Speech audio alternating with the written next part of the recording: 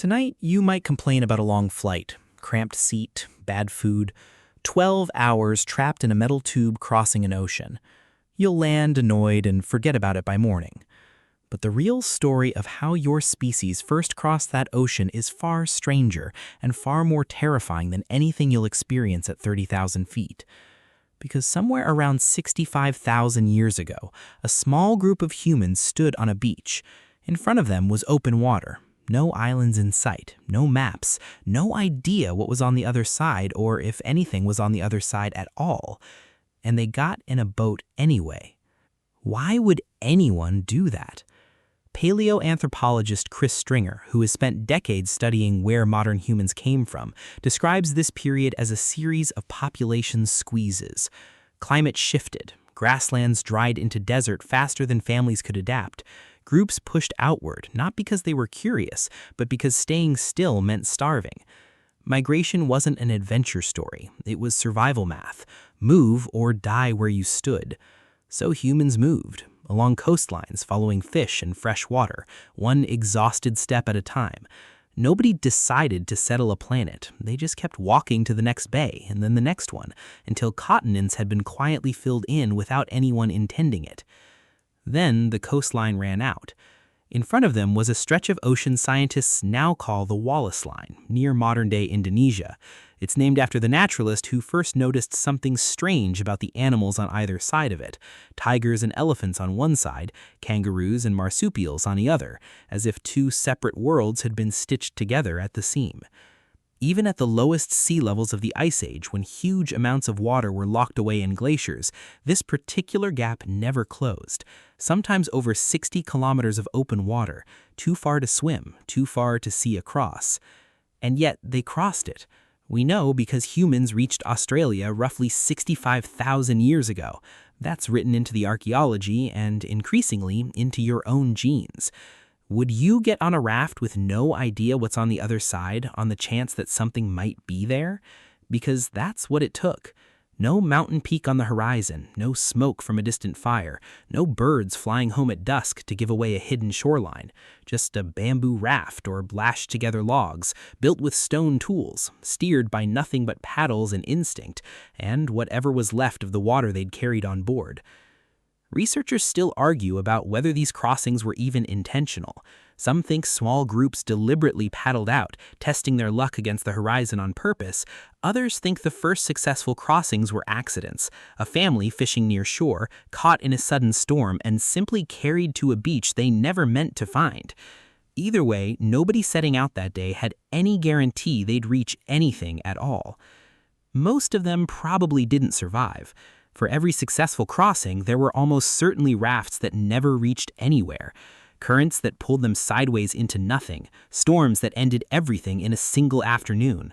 The humans who made it to Australia weren't necessarily the bravest or the smartest of their generation. They were simply the ones who didn't drown, and skill only explained part of that. The direction the current happened to be moving on the one day they chose to leave mattered just as much. Geneticist Svante Paabo, who won the Nobel Prize for sequencing ancient DNA, helped prove just how tangled this journey really was. As humans pushed east, they ran into other humans already living there, Neanderthals in some regions, a mysterious group called the Denisovans in others, first identified from a single finger bone found in a Siberian cave. And they interbred with them, which means a piece of that terrifying crossing is sitting inside you right now, coded into DNA passed down from people who weren't even the same species you are. If your ancestry traces anywhere outside of Africa, you're carrying Neanderthal or Denisovan DNA today. In parts of Southeast Asia and Oceania, that Denisovan DNA still shows up in things like immune response and how well people tolerate high altitude. Harvard geneticist David Reich has spent years mapping these migrations using DNA instead of maps, tracing routes nobody alive at the time thought to write any of it down. What his data shows is unsettling. Humans didn't move in one clean, confident wave. They moved in fits and starts, dead ends, backtracks, entire branches of the family tree that pushed into new territory and simply vanished, leaving no descendants behind at all. So why does any of this matter to you, sitting comfortably right now? Because the instinct that drove those crossings never actually left. It's just aimed somewhere else. Look at the Bajau people today, sea nomads across Southeast Asia. Generations of freediving have changed their bodies at a biological level. Their spleens are measurably larger, letting them store more oxygenated blood and stay underwater far longer than you could without a tank or a wetsuit. Evolution didn't stop after that first ocean crossing. It's still quietly optimizing humans for water right now in living people on a much smaller and quieter scale. Or look at migration happening in your own lifetime. People still cross dangerous water in overcrowded boats, running the exact same desperate calculation your ancestors once ran. Not for adventure, for survival, or for the promise of something better than what they're leaving. The circumstances have new names now: borders, visas, war, economics. The instinct underneath them is exactly as old as that first blind crossing. It's worth sitting with how close that comparison actually is.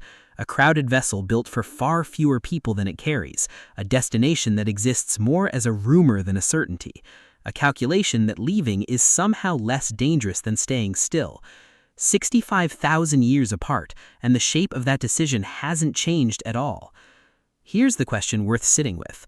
Are you actually in control of your own urge to keep moving, to keep searching for something better past the horizon? Or are you just running an ancient survival program, dressed up in a modern outfit, with a passport instead of a raft? If you've ever felt that pull, the restlessness in a life that's objectively fine, tell me in the comments where it's taken you. Because whatever the reason, it's older than you think, and you're not imagining it.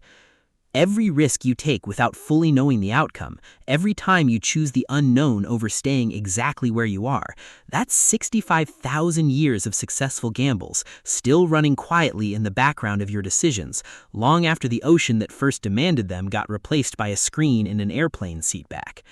Your ancestors didn't cross that water because they were fearless. Fear was probably the loudest thing in that boat.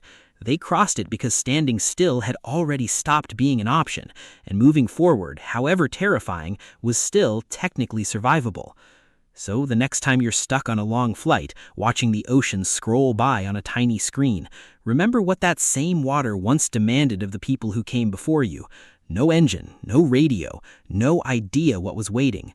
They didn't know what was out there. They went anyway.